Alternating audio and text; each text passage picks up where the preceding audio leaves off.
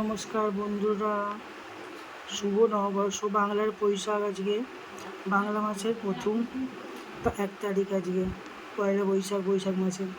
তাই আজকের দিনে বিকেলবেলায় কী খাবো, যে তরমুজের শরবত করছি। তরমুজের শরবত করতে কী কী লাগবে দেখো। এই যে আমি তরমুজটাকে 1 গ্লাস রস বার করে নিয়েছি, তরমুজটাকে চটকে।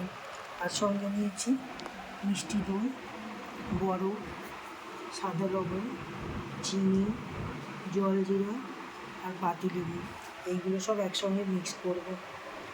হ্যাঁ, এগুলো সব একসঙ্গে মিক্স করে সুন্দর শরবত বানাবো।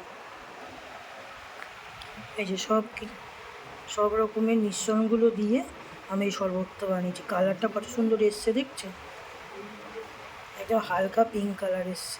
সব কিছু একসঙ্গে মিক্স। এবার আমি এক এক করে গ্লাসে ঢালবো।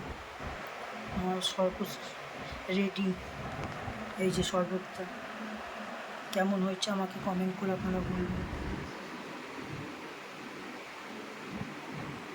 এটা হচ্ছে তরমুজের শরবত, ঠিক পিঙ্ক কালারের শরবত হয়েছে।